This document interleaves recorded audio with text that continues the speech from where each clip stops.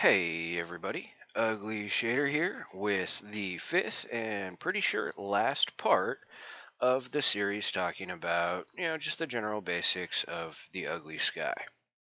And I'll go ahead and start by apologizing for video number four. Um, that was without question a rather half-assed explanation of the texture control of the moon. I'm sorry. Like I said in the last video, it's the part of the sky that I have played with the least and just it hasn't gotten that much attention from me, and therefore I'm not that familiar with it. And I know there's people out there that are going to be like, well, you assembled the network that does that, shouldn't you be familiar with it? And to that I say, cut me a bit of slack. This project has been almost 2 years in the making, and yes, I assembled the 20 or 30 nodes that make up the network to control the texture on the moon. I also assembled a couple thousand other nodes into the networks that make up the entire sky in general. And yeah, I haven't spent enough time with the moon. I will record at some point in the next couple weeks to couple months another video for the moon controls, and I will upload it. It'll become video number four. I'll leave the original up though for those of you who want to laugh at how pathetically I explain something that I myself created. You know what they say, if you can't explain it very well, it means you don't understand it well enough. Or if you can't explain it easily, it's because you don't understand it well enough. And that is very so true for that last video. I just have not spent the appropriate amount of time that I should have playing with the material set up on the moon, and therefore I'm just not very good at attempting to explain it. Again, the descriptions in the properties will probably do a better job than I did in that last video, and I apologize for that. I'll get a rework out eventually. Okay, now that that's out of the way, we're going to work on, well, the planets, and then probably my favorite part of the entire setup, which is the nebula gaseous sky. Now, the planets are kind of like the moon, but thankfully I did them much more recently. Where's our planet at? Let's see, the line is pointing that way, so it should be over there. And it is not on. Oh, that's because I didn't turn it on. I just selected it. Oh, that one's got a mask on it. Let's find one that's not currently doing anything. How about... Ah, they all have something turned on, whatever. Okay, so the planets are quite a bit like the moon. However, I put them together much more recently, and as a result of that, hopefully won't stumble nearly as much as I go through how they work, how they're put together, everything like that. Also, because they were put together a little more recently, they have a different stacking and naming setup than the moon does that is, I guess, a little easier to try and explain. Sorry, just trying to get close enough. Okay, we are on a black sky, so the edge fade properties that the planet has, which are just like the edge fade properties that the moon had, it's not showing very appropriately. But again, it's because we're on a black background. If I turn the sun on the background, you can see we have these edge fade qualities as far as the distance of the fade, the masking behind it, and the overall strength of the fade, just like the moon did. We're on planet 3, I believe. Yes, planet 3. So right here at the top, that's where those settings are, just like they were pretty much at the top of the moon. So we have the fade amount, which controls how much the planet fades away from the mask, and then the fade size, which governs how thick or strong that gradient of the fade is. And again, those are set up so that it will, increase or decrease in size more or less proportionately with the growth or shrinking of the planet if you change the planet size. However, it's not perfect, so if you do change the planet size, it's always a good idea to go into the edge settings afterward and adjust them just to make sure they have the look that you're after. We have a horizon switch, so instead of like moon set like we had with the sun and the moon and stuff like that, we just have oh hee hee. Remember that masking problem we talked about with the moon? I forgot to turn the moon edge mask off when I shut the moon off. All right, back to planet number 3. As I was saying, instead of like moonset or sunset, it's just controlled through a height setting, and that simply moves it from the very, very top of the environment or point zero in the world origin above you to the bottom of the world. Wrong setting.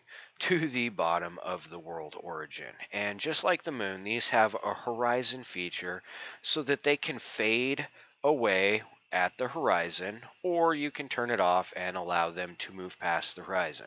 Again, that just kind of depends on whether or not you're, doing a scene that has ground or earth in it, or you're doing a scene that is like out in space where you can see underneath you. I'm sorry, that edge fade amount was kind of too much for me. There was like a black ring around the planet. That's better. All right, so the planet materials, and we're basically going to get to them first because they're pretty much at the top of the list, and they make up a majority of the list for the planets. And I'm sorry, but the planets got a huge list. The planets have the longest list out of any of the different features. It's like 210 properties long or so.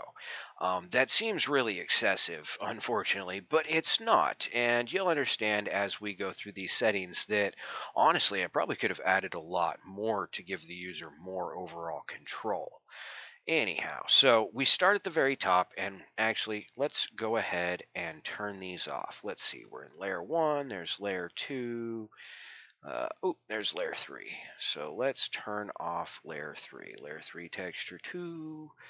Layer 3 rotation, oh no, planet 3, I'm looking at the wrong numbers. Planet 3, layer 2, planet 3, layer 2, planet 3, layer 2. Come on, where's layer 3? Planet 3, layer 2, there we go, there's layer 3. So let's turn off layer 3, and then we'll come up to where layer 2 starts, and we will turn off layer 2, and then come up to layer 1 where layer 1 starts, and turn off layer 1. And honestly, this would also be my suggestion for how to get familiar with the moon. Again, though, I'll do another video at some point that's better about how the moon texture is set up. Now, the planet textures are set up in 3 layers. You have their base layer, which is layer 1, which is the base color of the planet itself.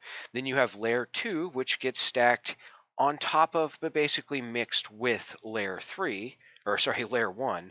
And then you have layer 3, which gets applied over the top of layer 1 and 2 as they're already combined.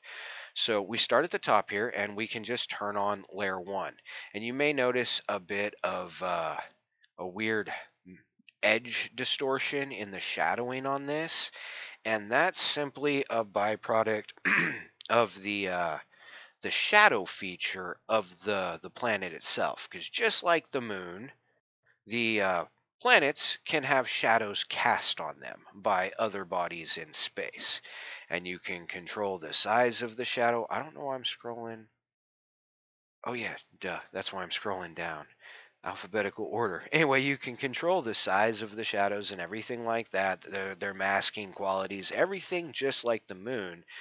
Um, but yeah, if I turn this shadow on, you can actually see where it appears is coinciding with the almost unevenness or that broken line in the edge or the gradient around the edge of the planet. That's kind of just a byproduct of the way the network is put together. I was unable to find a way to avoid that. The workaround so that if you're, using just like a single colored sphere in the sky for some reason, I don't know why you would, but if you are, the workaround for that is simply to make sure that the shadow is properly lined up with the planet. Basically, that just means setting the up down planet or planet 3 shadow up down property to 0, and the planet 3 shadow left right property to 0. That means that the shadow is 100% lined up with the planet. And now if we turn the shadow off, you can see we don't have that awkward breaking line in the gradient on our planet. Okay, so let's come back up here to the top where we were playing and starting our textures. Okay, so we have RGB control for the base color of layer 1. And then we have layer 1 texture, which is literally what it says. It is a texture that we can apply to layer 1. And then we have RGB control for that texture or for that part of the base layer. After RGB control for the texture, we have rotation control. So we can rotate the placement of the texture around the face of the planet. And then, as you would expect, we have our texture options, our texture settings. All of those are listed as T values. So if you look at the name, we're currently on planet 3, obviously. Though I still did add that in case you happen to misclick and go to adjust a value and you're like, why isn't anything happening? Just obviously right here you got what planet you're on screaming at you or whatnot. So hopefully you won't make mistakes like that. Anyway, so all the textures are represented as T values. And when I say that, I don't mean like this texture here, but at the same time I do. See, this is a texture that is being applied to the base layer. However, it is one of 4 different texture masks that can make up this texture that's being applied to the base layer. So right now we have texture on the base layer. That texture is currently, let's see, there's T2 not turned on. Oop, I went past T3. T3 is turned on. So we are currently using texture number 3. If I turn that off, you can see that even though the texture is still turned on, we don't see anything. And that's because we're not using any of the individual texture masks available to generate that texture. So if I turn on texture 1, you can see now we have like a Voronoi kind of pattern on there.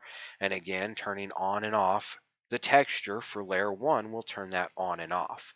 So there's 4 different textures that can make up the mask that generates the texture for each layer or each layer separation.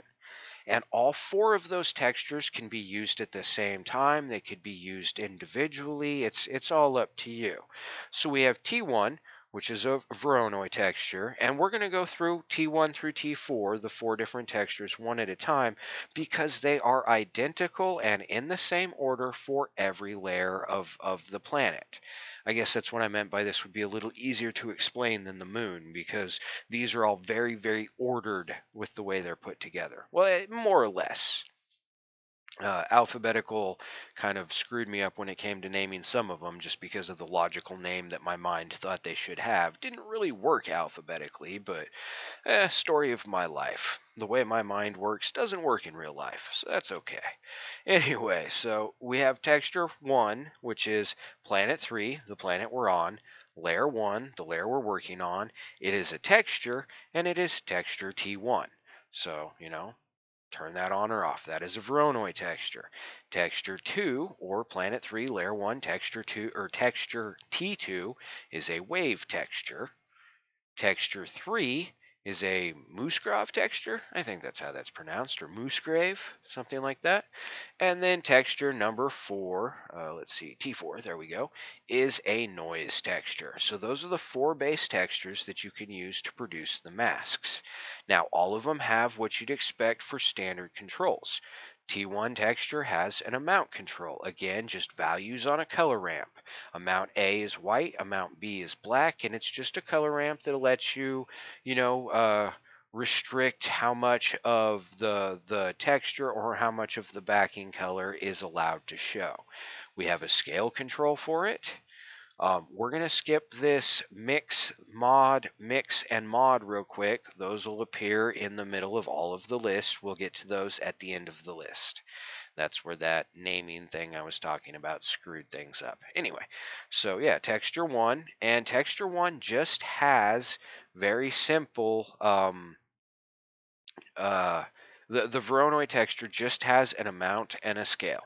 That's it. That's all there is to that one. But you can do a surprisingly large amount with those settings given how you can layer the textures together, and we'll get to that in a minute. Texture 2 our wave texture. Again, we have an amount. We can restrict the various values of the mask. Although it's a wave texture, or since it's a wave texture, it's just got all of the base values you will find on a wave texture. We have our detail scale, our distortion, and our just base scale. And that is texture 2. And again, it's going to be the same for every layer. They're all ordered and organized the same. I was really thinking when I put this set together, I guess. So texture 3 is our moose graph. Again, we have an amount for our balance, the A and B on our color ramp. We have our detail, our dimension, our luminosity, and our scale. And just like at all the other lists, if you're not quite sure, well, I guess with some of these, Google might help. Like what does the dimension setting on this kind of texture actually do? But all of them have descriptions for what they're attached to. And if you forget what texture is what, the actual description for the textures themselves tell you what kind of texture it is. T3 equals moose grave or moose grave, whatever it is, texture mask. So if you ever forget, there's reminders in the descriptions. Let's turn 3 off and turn on 4. And yeah, 4 is just a noise. Again, same thing. You can control the amount of it, the scale of it, just whatever. It's just a noise texture that you can turn on and off.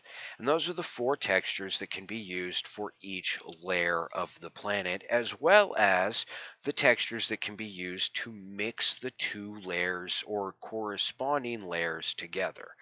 So now if we come back up to, let's turn on texture 1, and let's turn on texture 2, and let's turn on texture 4. No, too much. Let's turn on texture 3. There we go. So now we have 3 different textures. And I turned all 3 of those on because now we're going to talk about the mix and the mix mods. And these are similar to those mix mods that showed up in the Earth Night stars. Let's see, that's T1, T2. So the first one in line is, well, not in order of how they show up in the list, but in order of logic and how things are mixed together. Planet 3, Layer 1, texture T1, T2. We have a mix and a mix mod. And I guess while we're doing this, I can go ahead and turn texture 3 off because we're not dealing with that yet. So we have, yeah, a mix between T1 and T2. And all this is going to do is T1 is our Voronoi, T2 is our wave, and this is simply going to control how, oh, wrong property. Yeah, this is going to control how much of our wave gets mixed with our Voronoi texture. And just like with the Earth Night stars, their defaults are add. They just add the 2 masks together. And just like with the mods that you found in the Earth Night stars, the mix mod option controls how that mix is created. Is it a straight mix? Are they adding? Are they multiplying, subtracting? How are the different layers being combined together? So, now we're multiplying, now we're subtracting, now we're screening, now we're dividing. And each option is going to give you a different result. And so we have the T1, T2 mix, and basically T1 is input A and T2 is input B, or color 1 and color 2 on a mix RGB node. And then our mix mod property or value is how those get mixed together. Now, instead of going to these 2 that are above it real quick, we're actually going to come down to these. Planet 3, Layer 1, Texture, T3, and T4 mix. So this will control the mix between how texture number 3 and texture number 4 are mixed together. Again, just like the others, this is how much of the mix balance goes back and forth between the 2, and this is what style of mix is being used. And then we come back up to this last set here. And this last set is a final mix in line. And it takes the output from whatever your T1, T2 mixture is and mixes that together with the output from your T3, T4 texture mix, wherever that is. I lost it. It's in here. I know it's in here. You know what? It doesn't even matter. But there it is. I found it just in time. So yeah, it'll take the output from this mix setup and the output from this mix setup, and it will combine them together, again, giving you control or the ability to further modify how the materials are compiled together. So if we turn on texture 3, which was the moose grave, and we come up to the T1, T2, T3, T4 mix, that allows us to fade that T3, T4 input in and out, or subtract it, or I guess multiply it, subtract it, screen it, divide it, so on and so forth. The possible combinations of what you can come up with for a texture pattern are really quite absurd with this particular setup. And that's just, exactly what all is put together for making layer 1 of the material. Let's turn 2 off. Let's turn 1 off. And we leave 3 on. Okay, so that's layer 1 as it was when we turned the planet on. So yeah, from planet 3 layer 1 texture rotation, well, I guess it kind of starts at the top up here with your base color adjustments and then the color adjustments for the texture that's being applied. And then yeah, you have your rotation, and then from there down until you hit Planet 3 Layer 2, these are just texture controls so that you have basically as much customization as I thought I could give you without taking it too far. And trust me, for a minute, I wanted to take it too far. Instead of 4 different textures you could use to mask, I wanted all of them, every texture that was viable. I wanted to add some vector math in there and stuff, and just the planets all would have had 1,000 properties apiece, and it just would have been too much. So the lists that are already too much are smaller than they could have been. So I guess that's a bonus. Anyway, so there's a layer 1 of the planet. Once you get layer 1 put together and you think you're happy with it, you move on to layer 2. And you can turn layer 2 on. And right at the top, right after turning on layer 2, you have your color adjustments. And as you can see, that's not changing all of the color or whatnot. And that's because layer 2 has its own texture. And yeah, I think that makes sense. There's a texture that allows you to decide how layer 2 appears on top of layer 1, and then layer 2 itself has its own texture that can be modified or manipulated. So let's crank this up real quick so we can obviously see the separation in them. Okay, layer 3, layer 2, or planet 3, layer 2 rotation. This literally rotates the planet layer on top, or layer 2 on top of layer 1. So you can see here are like our moose graph patches. Those are not moving. They are being covered up by the layer 2 as layer 2 moves around over the top of layer 1. Okay, then you have planet layer 3 to T1. And you'll notice that this says planet 3 layer 2 and it goes straight to T1. Whereas if we scroll down a ways, we have planet 3 layer 2 and then it says texture. These are the two different separating points between whether or not you are controlling how layer 2 looks on top of layer 1 versus controlling the actual texture of layer 2. The ones that do not say texture after saying layer 2 are controlling the mix between layer 1 and layer 2. So if we scroll down, let's see, T2 is off, T3 is off. Looks like we are using T4 or the noise texture to mix them together. So if we adjust not amount A, let's bring amount B up a little bit, and let's add some more detail to it and add a bit of distortion so it kind of stretches out. See, these control points are just like the control points we just went through for layer 1. They're the exact same points in the exact same order, It's just now instead of controlling a texture on layer 1, we are controlling how layer 2 is applied on top of layer 1. And all of the same qualities exist. You have the 4 different textures, the same amount controls, detail, distortion, those kind of controls, as well as your mix mods, so that you can choose the modified method by which this mask is created, and therefore how layer 2 looks on top of layer 1. And you know what, let's go ahead and get rid of that absurd color. Okay, and moving on, we get past how layer 2 gets stacked on top of layer 1. And let's see, amount, texture.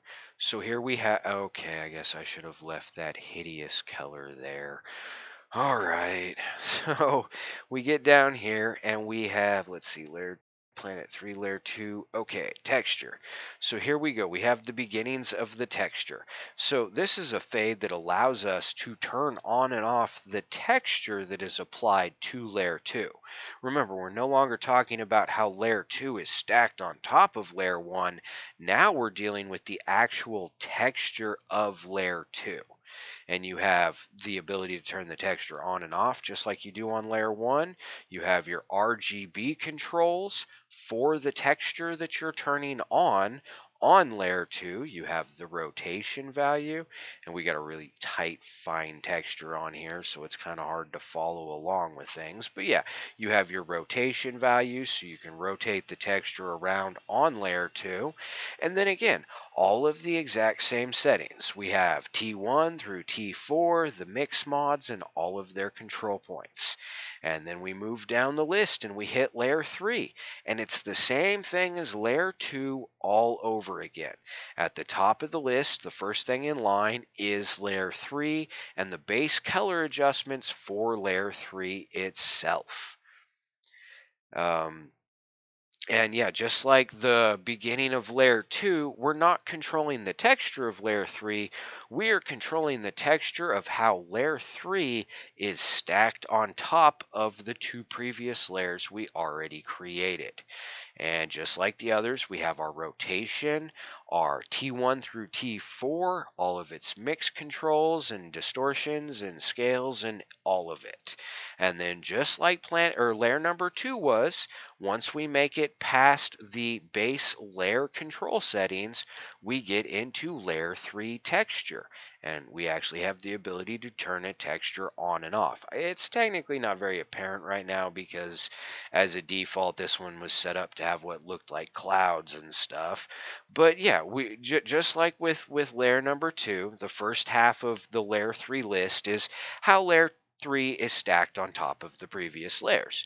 The second half, which is denoted by having texture in its name after it says layer 3, is all of your control points to control the texture that is on top of layer 3, the texture that is inside of layer 3.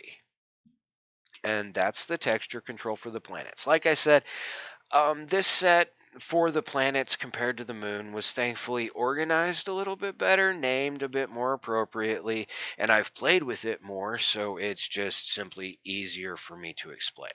I repeat, I will make another video for part 4 after I've taken the time out to spend some more time playing with the moon. I'm going to mute myself a quick second, take a drink.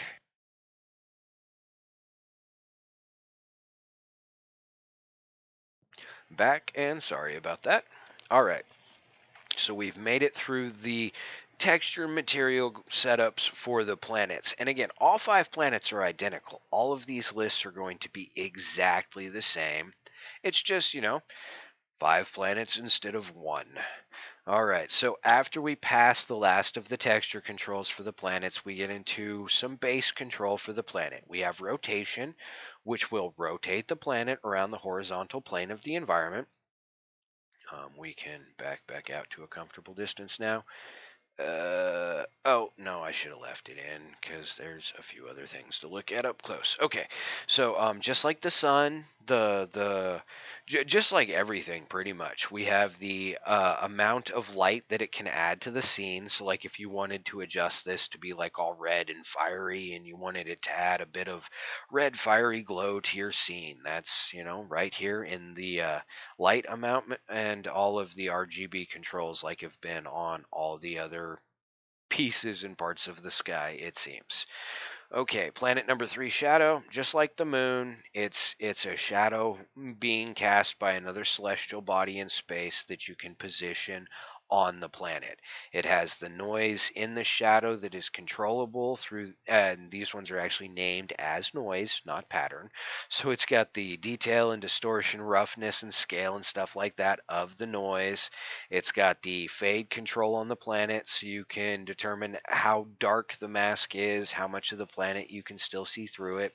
It's got its size control, so you can have a little body cast in a shadow or a real big body cast in a shadow. It's again all 100% up to you. And it has the shadow sky mask control that prevents the background from shining through the shadowed spots, particularly when there's stars in the background. However, because this is a separate part of the environment from the sun sky, it's not part of the same network, it's mixed in later on. You do not have to worry about the weird conflict of the shadow mask or sky mask from the planet really influencing the environment and being left behind when the planet is turned off. When you turn the planets off, they shouldn't leave anything behind that'll be noticeable in any of the different portions of the sky. And yeah, that's just because the moon is part of the network that the sun is part of. And so its masks and stuff have a more direct link to the daytime sky and the clouds and stuff like that, the masking properties in general. But with the planets, that's not something you have to worry about. And again, just like with the moon, you can, up, down, left, right, whatever the position of the shadow is up to you. Planet size, obvious, just increases or decreases the size of the planet. And again, the edge fade kind of grows with it, kind of shrinks with it, but it's not perfect. So, growing and shrinking the planet, normally a good idea to go back in and adjust the edge fade size. Right there, it's probably a little too weak for my preferences. At the bigger size, it was too strong, so on and so forth. And you can actually still see a bit of a shadowing error across the face of that planet from where the shadow is. Again, when you're not using the shadows, just having their up, down, and their left, right locations defaulted to 0 is normally your best bet for not having any sort of artifacts or errors appearing in the masks that produce the planet. Okay, you got the sky mask, just same thing like the moon sky mask. You turn this off and like use light fall off or the shadow to fade out part of the planet, and you're probably going to be able to see stars or like the sun or something behind the planet. And these will eclipse the sun. Any of the celestial bodies, the moon or the planets that move in front of the sun will block out the sun.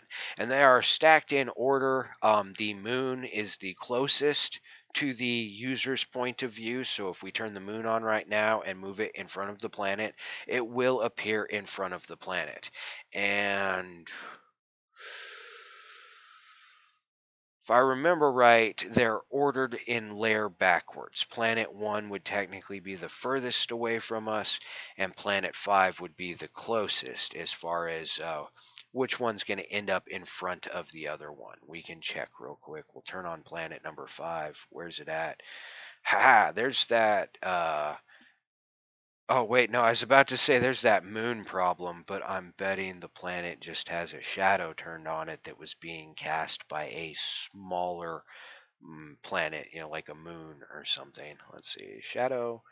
Yeah, it just had a shadow being cast on it by another body in space. Okay, so back to the top of our list. And let's drop its height down.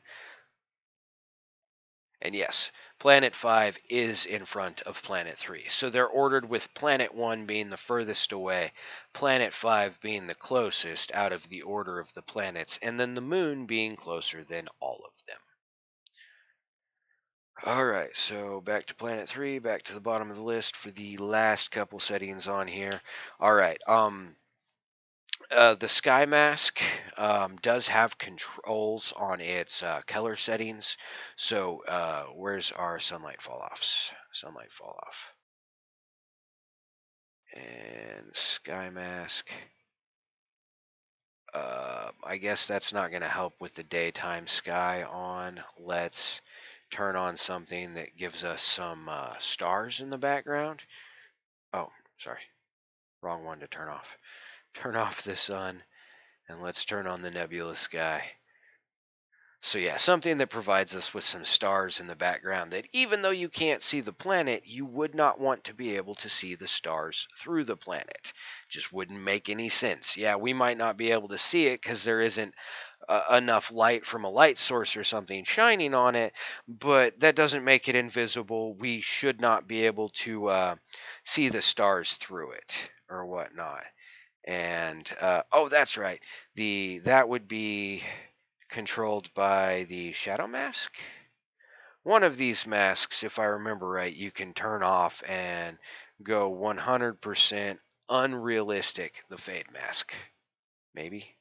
Anyway, you can go 100% unrealistic. Nope, not that one. And allow the stars to be shining through the planet. Unless I fixed it internally somewhere, which I may have. It may have made me angry at some point, and I set it up so that you couldn't see anything through it. It's looking like that's what I did do. Anyway, that's how it should be. You shouldn't be able to see through. However, like I said, on a bright sunny day, because the blue in the sky is actually coming from our atmosphere, that's something that you should be able to see when the planet isn't quite visible, when it's shadowed out.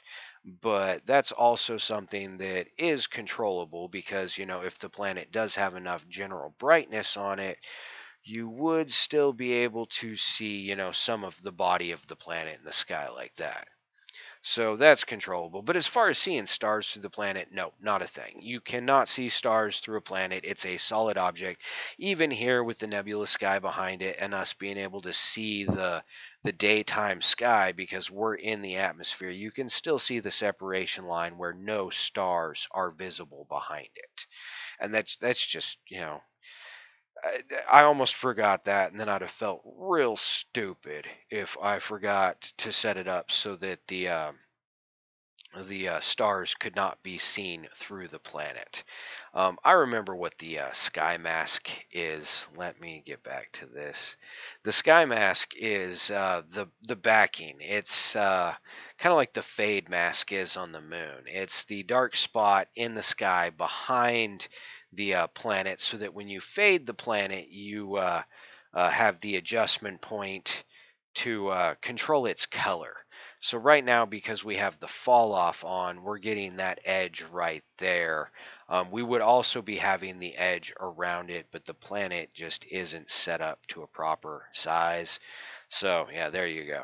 Now, mind you, adjusting its color doesn't work super well when it comes to having it in like the nebula sky because of how it's cutting off that background right there. Well, and because of how we have the colors set up. If I made this not blue, but perhaps a bit more of the nebula color, it might look a little better. But anyway, that sky mask gives, I remember now, yeah, that sky mask gives you control over the masking property that backs the planet that governs what you see behind the edge fade. Sorry, I was getting a little confused there, thinking that was the same as the mask like the moon has that blocks it out or blocks the sky out behind it, but doesn't have color control change. Woolah. Oh, I am glad that we're at the end of this series. All right, so we have a spheres fade option, just like we did with the sun or the moon. It fades the appearance out. However, it does leave the mask behind. And then we have for the fall off, we have the flip option. We have the location of it as well as its rotation, and again a sharpness control over the overall fade gradient that appears on it. And if you wanted a really really soft gradient, you adjust it to the point that you can't even see it anymore, and then just adjust its location back the other direction. And now, as you can see, we have a much wider faded gradient across there.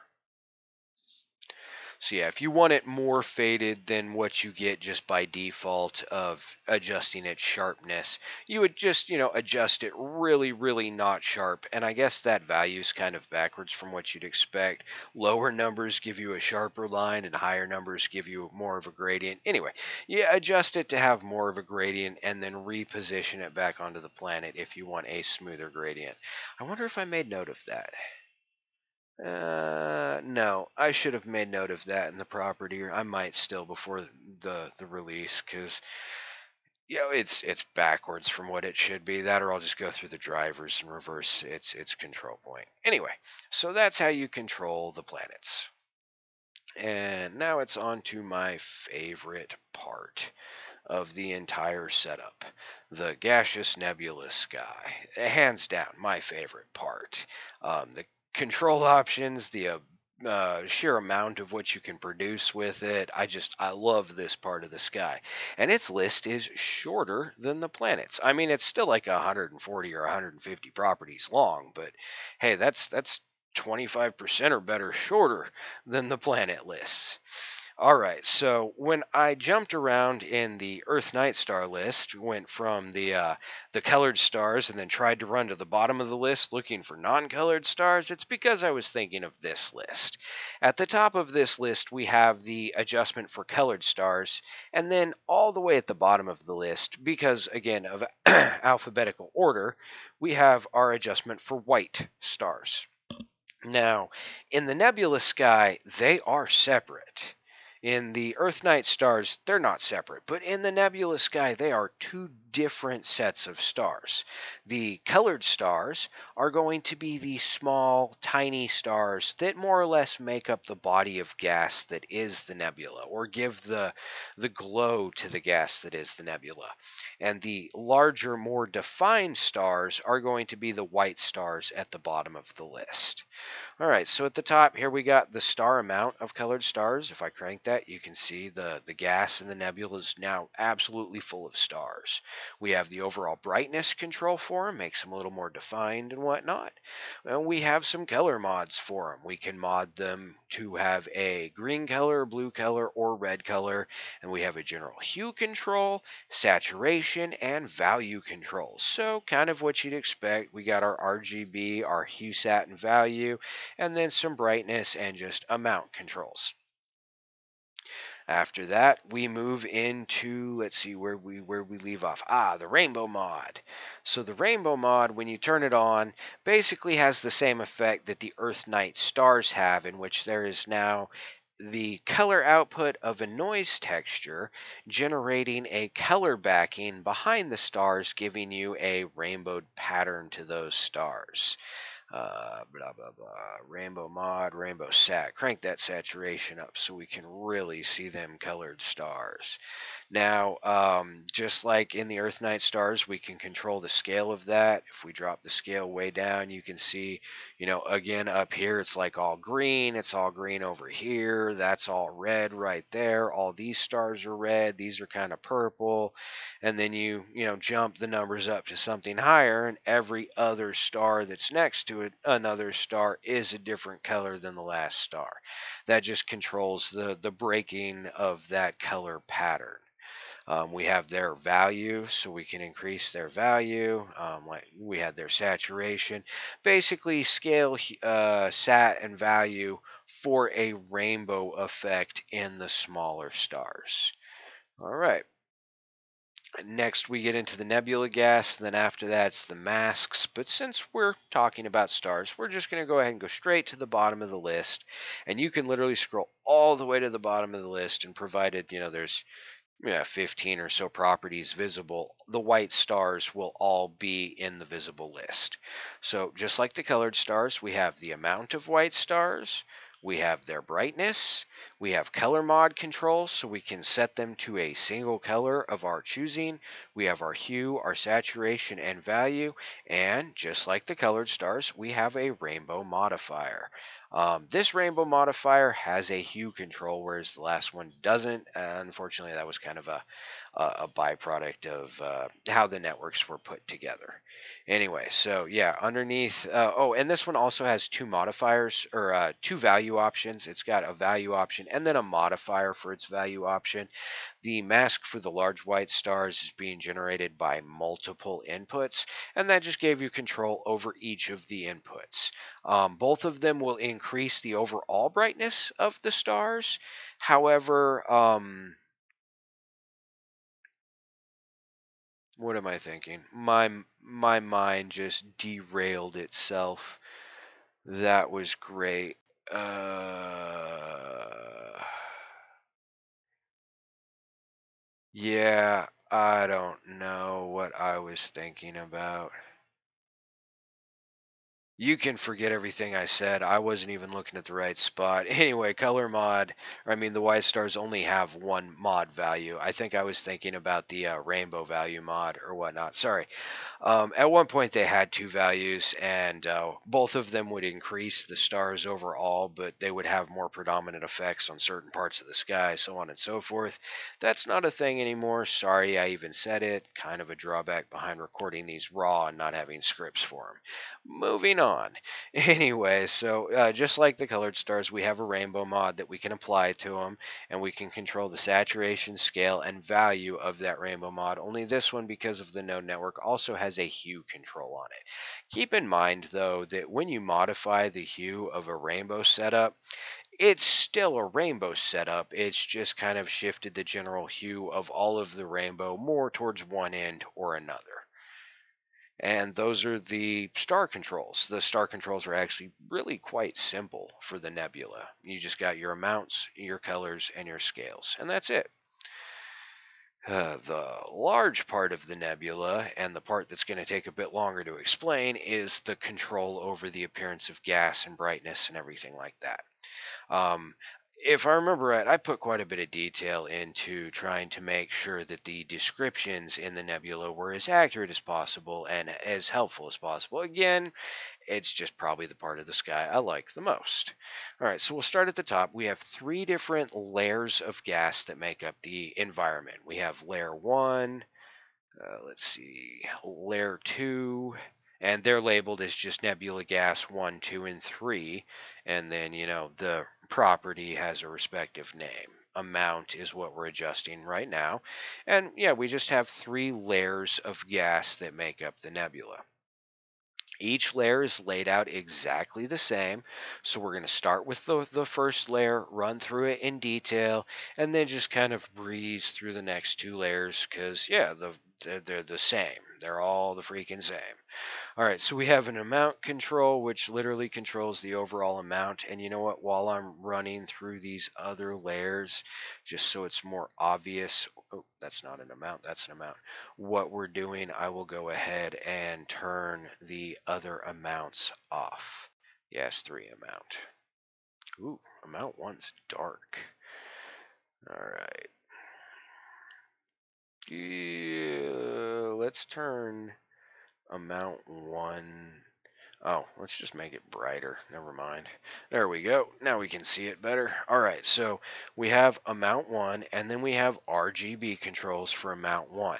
Now, something I really need to point out is this is another one of those systems where they're mixed together through nodes that you have control over the style of mix that is being used to mix them together, as far as how these gas layers are put together. And their default mix property is screening. And as a result of that, what you adjust, like what you're expecting to get when you adjust a color value, might not be what you get out of adjusting that color value. It's going to take some trial and error on the part of the user to get used to how the layers compile and how their different colors affect each other as they stack up. Anyway, so we have our red, green, and blue values. And then we have a detail value. And as you would expect, it basically increases the level of detail in the nebula. It's faint, it's kind of hard to see. It'd be most noticeable like around some of these edges where the masks are turned on and stuff like that. I'll crank it one more time. It's almost more noticeable while I'm shifting it because you can see the pixelation moving around, but then it refines and its change is so subtle it's kind of hard to tell what happened compared to how it used to be. That's okay though. You'll get used to the settings as you play with it. Next in line is a distortion, and it's a bit more obvious. Like we have the traditional, as I like to say, wavy wobbly distortion that Blender textures produce, where it like stretches out and twists, and the distortion for the layers is very similar to that. Or it's not. What is going on here? Why am I not seeing any changes in this layer? We are on color one, color one, or amount one, gas one is, I'm pretty sure, all that's turned on. Scale, nebula gas, 3, amount is right there, 3 is off. Maybe it's just harder to see because we have the masks on. Let me turn the masks off real quick. There they are. And let's see if what we're playing with becomes a little more obvious now. I know this stuff works. I was playing with it the other night, unless it broke overnight. Okay, so there's our amount, our red, green, and blue, and our detail.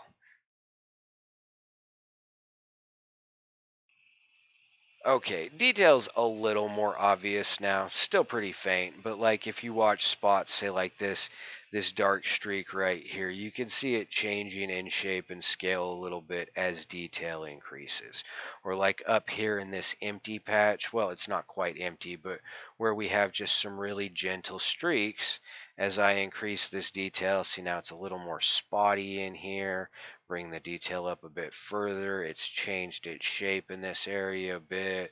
Bring the detail up a bit further. We're starting to get a little more defined spots as far as the shaping of the dark spots. So yeah, it is having its effect. It's just subtle. The effects tend to be much more apparent when the layers are stacked on top of each other. The way they compile together tends to have an effect on things. Distortion, yeah, again, we're seeing how it's moving subtly the appearance of things around in the layers. Okay, so now I don't feel like it's broken or I'm losing my mind. Roughness, again, it's just going to be an overall roughness control, fairly um, subtle, but again, okay. And now we have the main distortion, which is where we get the overall breaking and wavy, wobbly distortion that you'd expect, but it's applied to the entire layer of gas instead of being applied to the detail that's in the gas. Them detail adjustments are pretty subtle. For a second, I wasn't seeing them. Like I said, though, it tends to be more apparent when you have multiple layers stacked together, and I don't think I ever use the nebula with just one layer. But it is a bit easier to discuss the various settings and stuff. All right, so we have Nebula Gas 1 mod. It's currently set on 15, which is a color. This is one of those modifier points. Whoa! Yeah, let's see. There we go. That one actually works. A lot of these aren't going to give us a worthwhile result like that because none of the other layers are turned on. So we're literally mixing against nothing. And depending upon how the layer masking is built in the background, that means we're either mixing against black or we're mixing against white. And that's not a very good mix, but some of them will produce a result that shows a visible output, something along the lines of what we want. However, you'll notice that And that being three different properties all look exactly the same. And again, that's because we are not mixing against anything. We have the other two layers of gas turned off. So when we adjust this mix modifier, and that's what this is one of those, how are we mixing the masks together, so on and so forth kind of mods. We're not mixing it with anything. It's just it's being mixed with nothing. So we can get some unpleasant results because we only have one layer on. Okay, so anyway, after that, we have scale control, which just controls the scale of the mask that's generating it. And then a scale roughness, which, acts more like you'd expect from a traditional roughness, but yeah, it's going to adjust the overall roughness of the mask that's generating the nebula. And that's it. And we move on to gas type 2. And again, all three gas types are going to be exactly the same. We have our amount control, we have our blue and green controls, and our red controls. We have our detail. Let's add some more distortion. Let's reduce the roughness. Just throwing sliders around at random. Why not? Let's mod it. Ooh. Yeah, see, we still have an empty layer in there, so we're going to keep seeing more of those mix issues. But now we're starting to see more things actually generated by these mixes, whereas before it was just the same, image over and over again. Now we're actually getting some variation out of it. And if we come back up to the mix mod for this one, yes, we are still getting some of those that don't do anything, but we are getting more variation in the types of mixes that come together. That was default of 15. Okay, let's see. There's our mod, our scale for gas type 3. Let's bring it down a bit. Our roughness for general gas type 3. Let's bring that up again. Add a lot detail to there. And now we're on to gas type 3. So let's turn gas type 3 on. And we're starting to get really overblown in some of these areas. Gas type 3 has all the exact same settings as gas type 2. So we're just going to go ahead and skip past them and fix this overblown issue we have. And that comes into the settings after we get past the just gas type settings. So now we have, well, they're still gas type settings, but they're not the individual gas type 1, gas type 2, and gas type 3 settings. They're kind of overall settings for things. We have our bright balance, which controls the overall amount of bright or limit kind of the overall amount of bright in the environment. And we have our dark balance, which is going to, increase or control the overall amount of dark or limit the overall amount of dark in the environment. We have three color mods and a hue mod that take all three of the currently set nebula gases and add a color modifier to all three layers at the same time. So if you got your layers set up and you really like how they look, but you're like, well, I wish it was just a little bit more blue or a little less blue or whatever, you can use these RGB and hue controls as well as a saturation and value control. Again, all the kind of standard, node controls to add an overall balancing adjustment to the entire sky. Okay, this is killing me. We're going to skip a couple settings. Anyway, yeah, so you got like saturation, value control for the overall base sky. Anyway, yeah, we're going to skip a little bit and go to the nebula gas glow amount. I'm going to bring that down a little bit and then come back up to that bright balance and restrict that bright a little bit. There, that looks better. Now we're not all like blown out and looking through the cloud or the gas to the empty sky behind. All right, so back to where we were. Let's see, there's our bright, our dark, our RGB, our hue sat and value, and now we have a rainbow mod. And just like the stars, this is going to apply a rainbow modifier to the base color of everything. And with it, we have hue controls, saturation controls, scale to the overall rainbow pattern that's behind the nebula, and then value mod control so we can make some, freaking tie-dyed skies or whatever we want. Anyway, so yeah, just like the stars, it has a rainbow modifier. Then we have a darkness value. This is a little different. I'll get that out of there.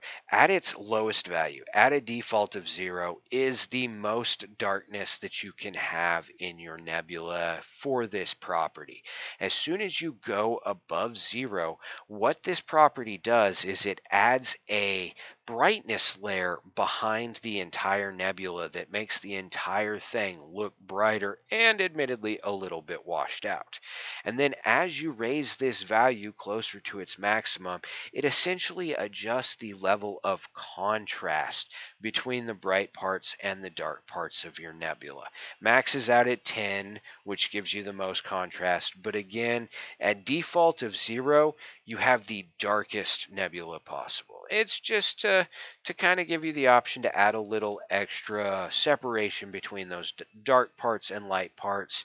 And if you are using it, especially if you're using it some of its lower values where it adds more brightness to everything, it is a pretty good idea to come up to the base mod values, the values that modify the overall appearance of the nebula, and bring your value down a little bit while increasing your saturation a pinch. Just something that has a little bit of additional control for you. All right. So now we get into the glow amount, and this literally controls how bright the glowing portions of the nebula can be, how much it bleeds out to the rest of the gas, stuff like that.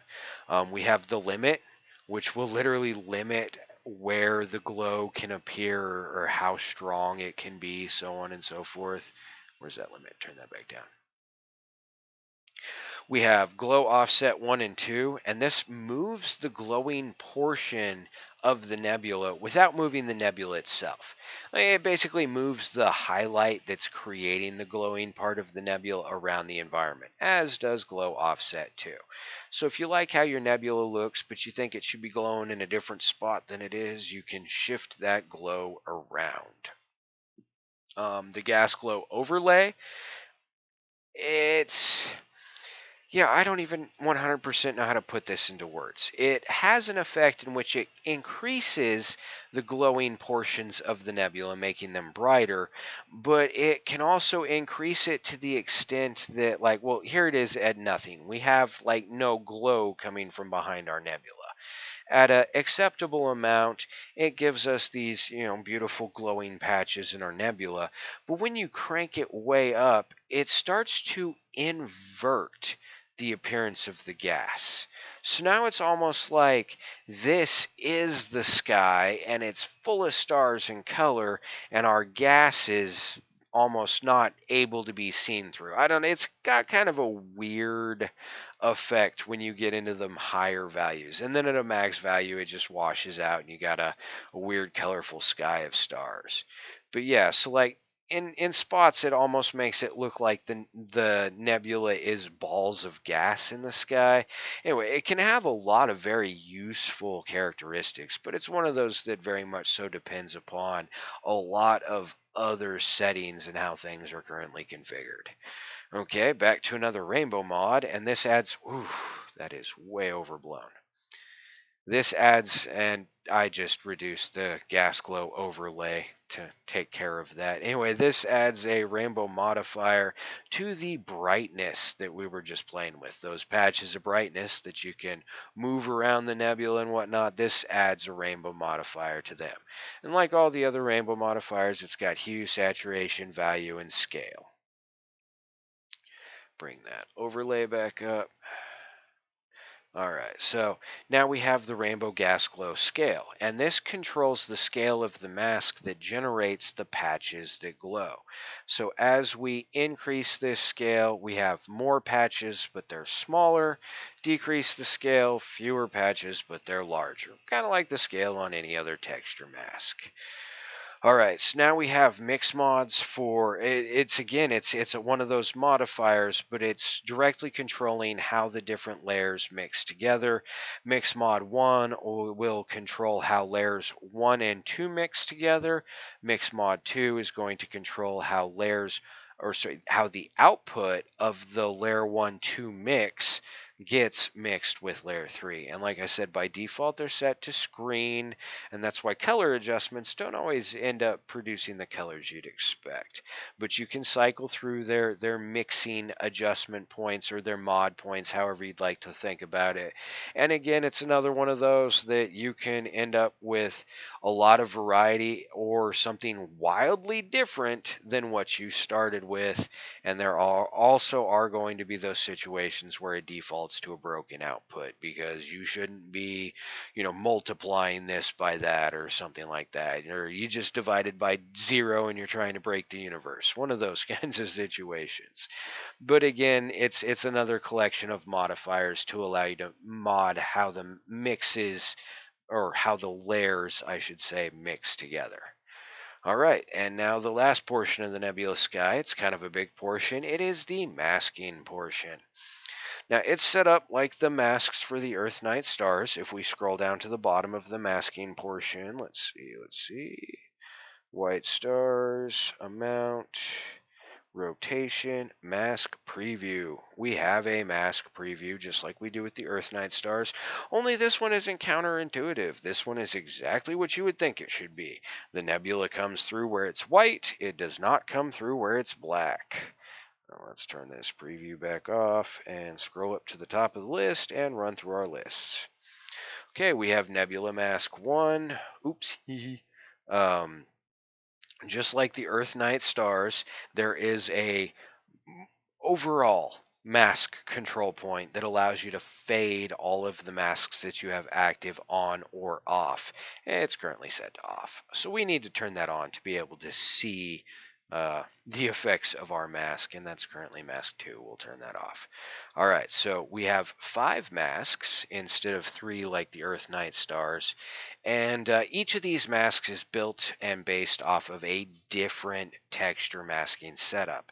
So unlike the planet where every single section that we moved on to next was identical to the last section when it came to controlling the texture masks, these ones will vary a bit from mask to mask, but they will all still function along the same principles, first of which being on and off switch. You turn the mask on or off, and it's a variable, so you can fade it in and out.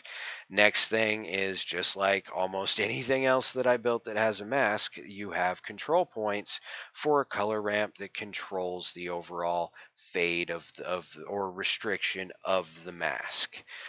This particular mask has a detail, a distortion, a roughness, and a scale, and then you're on to the next mask.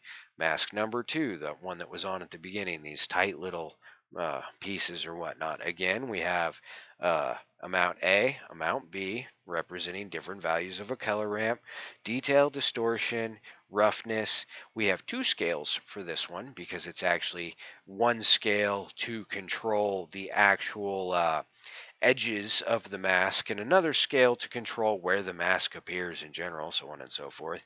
And this one has a modifier, which is, if I remember right, it's probably a mixed value on an RGB node that is multiplying something against something else or dividing something from something else. Anyway, long story short, it's a modifier that just alters or changes the current location and appearance of mask number 2.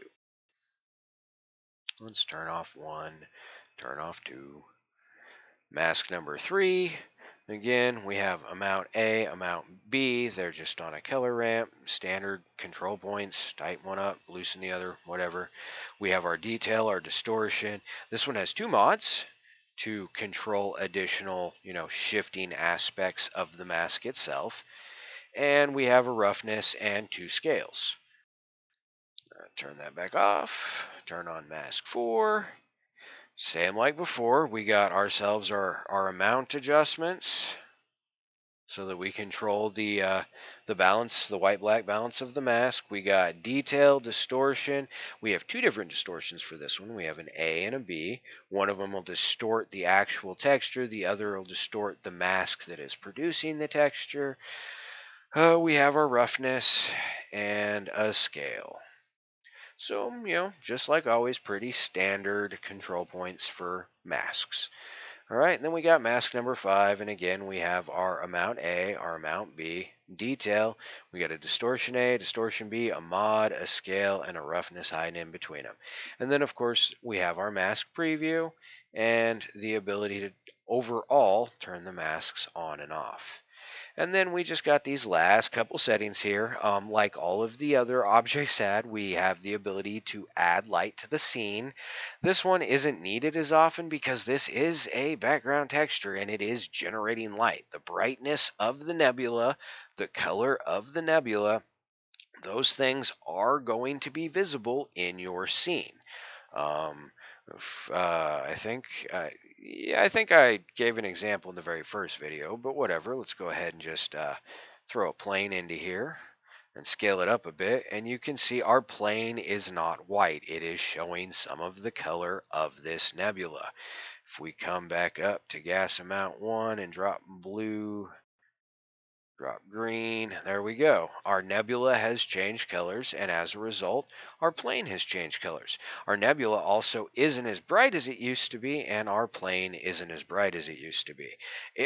Your scene will reflect the overall color and brightness of the nebula, but if it's not enough, or if you want something a little more obvious color-wise and stuff like that, let's scroll back down to the bottom.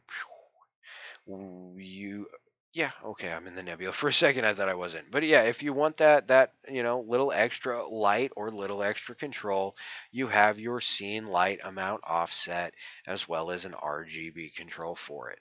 Right above that, you have rotation, X, Y, and Z. Now, these rotate the gas itself, but it doesn't actually rotate the masks that are generating the stars behind it. So as you see, let's pick a specific star. Let's pick this star right here that I'm pointing at. And if you keep your eye on that star, as I rotate it, the star isn't moving. The gas is moving, but the star is still staying in the same spot. And if I rotate the nebula around to a point that there is no gas there, the star will disappear. So this X, Y, and Z rotation rotates the gas around the environment, but does not rotate the stars.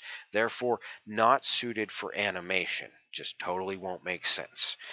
All right, so let's see. There's our scene light. Okay, here we go. We have uglySky horizontal and vertical rotation. And these are the rotation controls that you're going to use if you want to animate. These will rotate the nebula gas and the stars together at the same time. And you have a horizontal rotation and a vertical rotation. Oh, and I guess I skipped one last property when we were going over the stars. There's an overall total amount control for the amount of stars. However, odds are you'll never be able to get it to go all the way away because the brightness in the nebula is tied to the stars. But yeah, as you can see, we got a nebula full of stars. Now there's very faint stars just poking out in the brightest parts. All right, and that covers it. That's all the features and functions of the uglySky. Granted, I do need to redo video number 4, and in video number 4, I made mention, or wait, no, yeah, it was video number 4, or part 4. In part 4, I made mention of the fact that if you want to rotate or animate stars that are kind of like Earth night stars, it required a little bit of extra work, but it was doable, and it's doable with the uglySky. I'll show you how that goes real quick. First thing we do is come up to the gas, and we want to leave the gas amounts at max, but we want to shut their colors off. So let's see, amount, gas amount, full, color off, color off, color off. And next, gas amount 3, full, color off, color off, color off. Okay, now let's see, what was next? I believe it is bright balance goes all the way to max, dark balance goes all the way to minimum. And now we're starting to get just an empty sky with way too much color, of course. And then let's see, color mod base, the base color mods all go to off. And then gas glow amount goes down to 0. Gas glow amount limit goes up to as high as we can get it before it freaks out and bugs on us. And then let's see, glow offset doesn't matter. Gas glow overlay goes to 0. And I gotta be missing something because we still got way too much white going on in here. Let's see, those are masks. Yeah, I'm still missing something somewhere. Tell you what, I'll make a part 6 tomorrow and that goes over how to set it up. I know it's doable. I've done it before. Basically, there's a way to fade all of the appearance of the gas out of the sky, but still leave the stars behind. The color modification for the stars will still work at that point, and you just end up with more or less what looks like a I don't think it's turning the gases off because I'm pretty sure if I remember right, you have to have the gases on, yeah, to have stars visible. So it's definitely not shutting the gases off. Anyways, oh, that's what it was. I'm pretty sure I just remember. Let's see, gas 1 scale, gas 2 scale, and gas 3 scale. Okay, well, that wasn't it, but that was part of it because now we've gotten that variation out. I'm just missing one part somewhere. There's one other thing you got to turn off to make the white haziness in the environment go away. And then from there, you basically have what is the Earth night stars, only when you animate them, they don't twinkle all funny in the sky. Yeah, I'll put another video out here in the next couple days to go over whatever I'm missing right now so that you can use the nebula sky as an Earth night sky for the sake of animating moving stars. For now, though, I'm just kind of throwing all the values I can find to nothing in hopes that I can find the right value. Well, that's a little closer, but we still have way too much of that gas in the environment. So, yeah, I'll find it at some point. I'll get a video out eventually. For now, though, other than animating some nighttime stars and my horrible description of the texture control of the moon, that is the basics of the ugly sky. I will get a new video out for that moon in time, and I'll release a video in the next few days for how to set up the animation for the stars. I should have all these videos out in the next day or two, and the sky isn't even going to be available for another day or two after that. So tutorials will be out before the sky, no worries there, everything's good, and I think that's it. Oh, this was absurd. I did them all in one night. I recorded them raw without a script. Sorry for everybody that suffered through these. If it's any consolation, it was kind of a suffering task to make them. But to all those who made it through them, thanks for watching. To anybody that purchased the Sky, I really do mean it. Thank you. I spent a lot of time working on that, way too much time, but I wasn't willing to sell it for more than the $10 American because yeah, I've been a poor artist. I know what it's like not to have money to spend on assets, and I also know what it's like to spend forever looking for a decent background image, and then you're, throwing it in Photoshop or GIMP to adjust it so it's better suited for your scene. And then of course it's just an image, so you can't animate it. If you want to animate your scene, well, you just got a sky that doesn't move or you're just screwed. And it's not worth it. It's too much of a hassle digging for images. It's too much of a hassle not being able to easily have an animated background. It's just too much of a hassle. So, it seemed like a good idea to sit down and put this thing together. Hopefully, y'all find it useful. Hopefully, it can save you some time, maybe help you spend a bit more time working on the other sections of your art that you'd rather spend time on, whether that's your material production, your character creation, rigging and animating, whatever part of Blender you enjoy playing with. Hopefully, this can help you save a little bit of time so you can spend more time on that other part of Blender. Well, thanks everybody for watching. As always, enjoy creating things your way.